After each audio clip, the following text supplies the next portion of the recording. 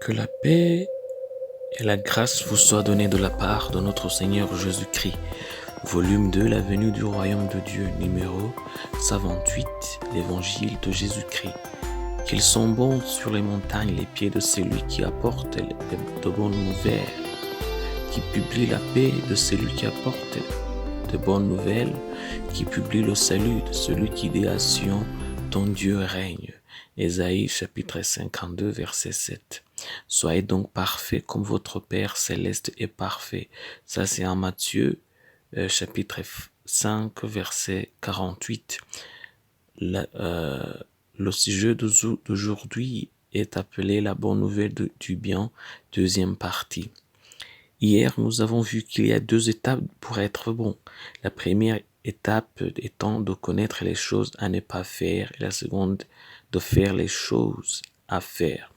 Hier, nous nous sommes concentrés sur les choses à ne pas faire, mais aujourd'hui, nous allons nous concentrer sur les choses que nous devons faire.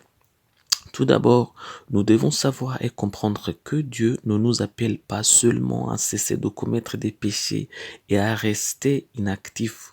Il nous appelle aussi à commettre la justice.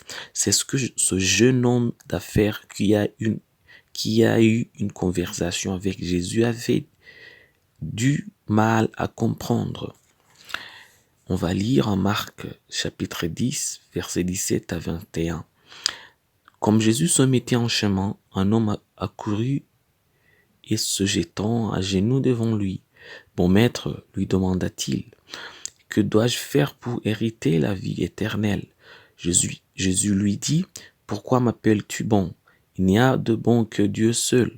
Tu connais les commandements.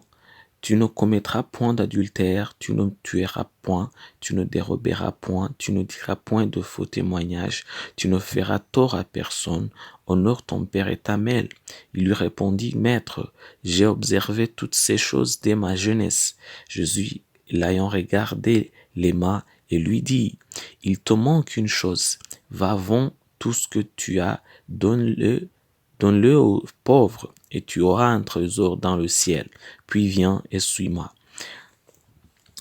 Marc chapitre 10, verset 17 à 21. C'est ce que le jeune homme savait et avait fait toute sa vie. Il connaissait les choses à ne pas faire. Il connaissait ses responsabilités vis-à-vis de ses parents. Mais il y avait quelque chose qu'il n'avait pas encore fait.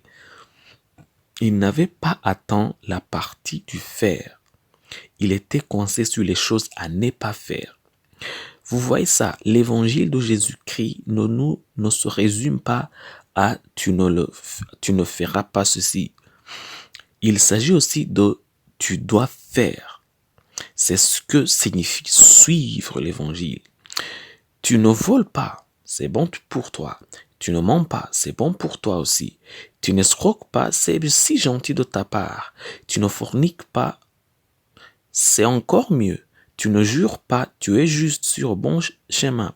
Mais tu n'es pas encore tout à fait là. Tu dois aussi faire quelque chose. Nous devons nous priver de notre propre argent pour nourrir les affamés. Pour habiller les nus, pour rendre visite aux malades, pour aider les pauvres. En faisant cela, vous faites un pas vers la piété, pour vous montrer que les choses à faire sont aussi importantes que celles à ne pas faire. Je veux que vous voyez des grands hommes qui ont perdu leur chance d'entrer dans le royaume de Dieu simplement parce qu'ils étaient coincés sur les choses à ne pas faire.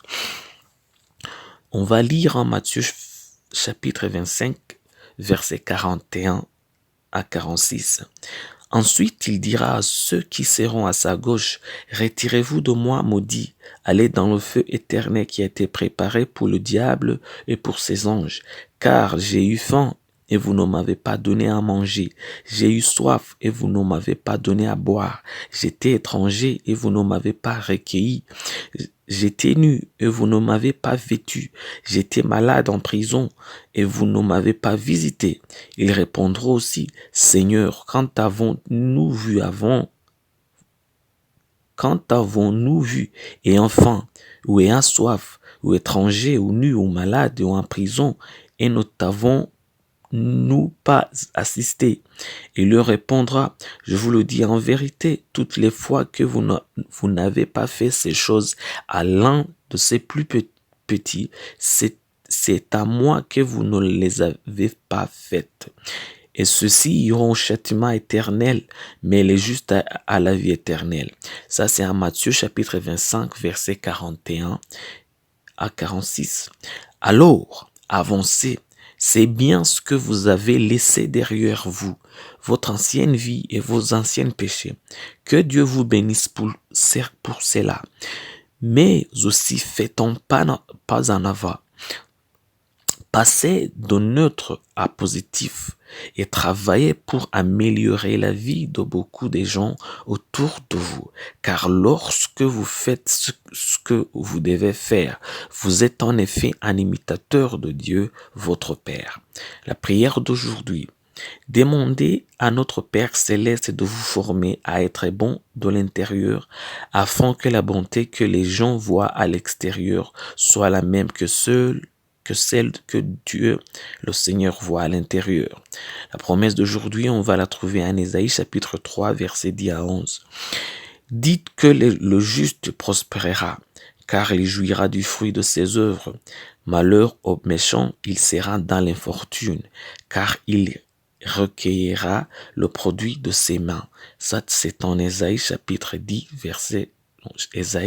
3, verset 10 à 11. Version Louis II. Que Dieu vous bénisse. Soyez un partenaire de Dieu. Suivez et recommandez notre page Facebook et notre chaîne YouTube. Partagez la dévotion avec vos proches. Lisez et écoutez tous les jours et vous verrez vraiment Dieu dans votre vie.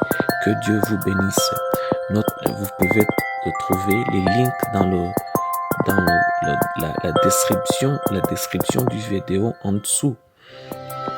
Cet message vous a été préparé par le Ministry of Unlimited Holy Ghost et vous a été présenté par Mahoro Dieu d'amour. Que la paix et la grâce vous soient données de la part de notre Seigneur Jésus-Christ. Amen.